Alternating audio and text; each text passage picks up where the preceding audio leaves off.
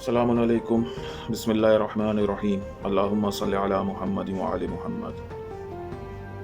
خراسانی لشکر کے بارے میں آج ہم ذکر کریں گے۔ میں نے جیسے کہ پچھلے ویڈیوز میں ذکر کیا کہ خراسانی لشکر کے بارے میں بھی بہت سی روایت اور احادیث موجود ہیں۔ خراسان رسول اللہ صلی اللہ علیہ وآلہ وسلم کے زمانے میں ایران کا ایک حصہ اور افغانستان کا کافی حصہ، بلکہ تقریباً پورا اس ایریے کو کہا جاتا تھا۔ البتہ فارس سے متعلق بھی میں نے پچھلی ویڈیو میں بیان کیا تھا کہ ایران یعنی فارس کا کیا کردار ہوگا۔ اب خراسان کا جو لشکر ہے اس کے بارے میں مزید کہ اس کا لیڈر کون ہوگا، اس فوج کا کمانڈر کون ہوگا، وہ ہم یہاں ذکر کرتے ہیں۔ روایات میں متعدد روایات موجود ہیں، اہل سنت اور اہل تشیع دونوں مکتب فکر میں یہ روایات موجود ہیں کہ مشرق سے فوجیں نکلیں گی جو امام مہدی علیہ السلام کا ساتھ دیں گی اور ان کا لشکر ہوگا۔ وہ مشرق یعنی ایسٹ، آپ ظہور مکے میں کریں گے اور اس کا ایسٹ میں آپ دیکھیں تو ایران، افغانستان، انڈیا، پاکستان وغیرہ وغیرہ بہت سے ملک ہیں جو سب ایسٹ میں آتے ہیں، مگر مخصوص مشرق سے لشکر نکلیں گے جس کے بارے میں بہت روایات ہیں، مگر اس میں بھی مخصوص کسی خاص جگہ یا ملک کا نام نہیں لیا۔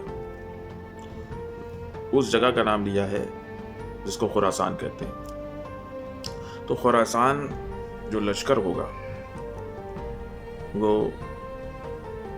ایران یا ہم افغانستان کے حصے سے مان سکتے ہیں۔ دوسری طرف یہ بھی دیکھنا ضروری ہوگا کہ اس ایریے سے جو متعلق بات ہے کیا وہ اس طرح کی تیاریاں کر رہے ہیں، کیا ان کا یہ مقصد ہے کہ وہ امام مہدی علیہ السلام کے لیے زمین کو ہموار کر رہے ہیں۔ بہرحال وہ مقصد ہمیں ایرانیوں میں دکھتا ہے اور اس سے انکار بھی نہیں کیا جا سکتا۔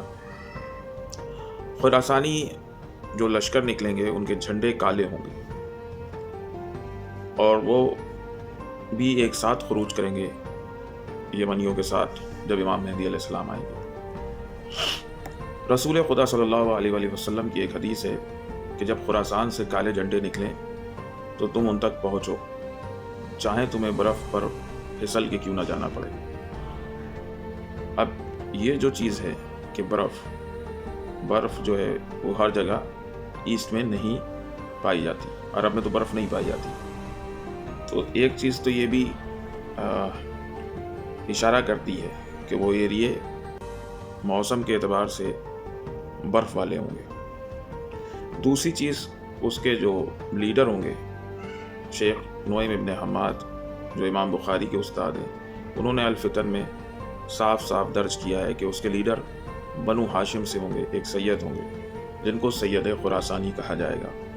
اب یہ ان کا نام ہوگا یا پھر خراسان سے ان کا تعلق ہونے کی وجہ سے انہیں سید خراسانی کہا جائے گا، مگر وہ سادات میں سے ہوں گے اور بنو ہاشم میں سے ہوں گے اور وہ اس کے قائد اور لیڈر ہوں گے۔ ان کے ہاتھ میں جو ہے ایک تل ہوگا، کچھ روایت میں ملتا ہے کہ کچھ مشکل ہوگی، تو اس طرح کی بھی روایت ملتی ہے کہ اس سید کی پہچان کے بارے میں۔ دوسری چیز اس لشکر کے کمانڈر کا نام تک درج ہے اور اس لشکر کے کمانڈر کا نام شعیب ابن صالح ہوگا۔ الفتن میں بھی موجود ہے اور باقی بھی روایات میں شیعہ سنی دونوں کتب میں موجود ہے کہ وہ جوان شعیب ابن صالح رے کی سڑکوں پہ نکلے گا۔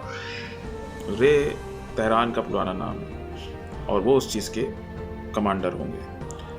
اور باقی جو کچھ روایات ہیں جیسے کہ الفتن میں بھی اور علامہ علی قرآنی نے عصر ظہور میں بھی ذکر کیا ہے کہ خراسانی لشکر جب نکلے گا تو اس کو اہواز جو کہ عراق کی طرف سے قریب ہے، ایران کے اندر اہواز ایک جگہ ہے، وہاں پہ اس کو سفیانی لشکروں کا سامنا کرنا پڑے گا۔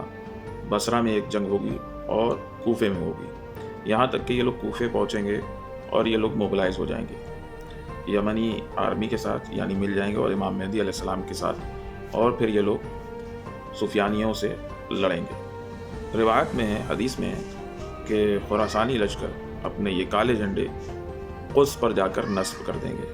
یہ خراسانیوں کے بارے میں روایت ملتی ہے۔ تو خراسانی لشکر کی بہت بڑی اہمیت ہے۔ اس کے علاوہ بتایا بھی ہے کہ یہ جو لشکر ہوگا، اور خاص طور سے فارس ایران جو ہوگا، یہ زمین کو امام مہدی علیہ السلام کے لیے ہموار کرے گا۔ اس پورے خطے کو جو ہے وہاں پہ اب وہ مقاومتی محاذ کے ذریعے یا جیسے بھی ریسسٹنس کے ذریعے وہ پورے ماحول کو تیار کرے گا۔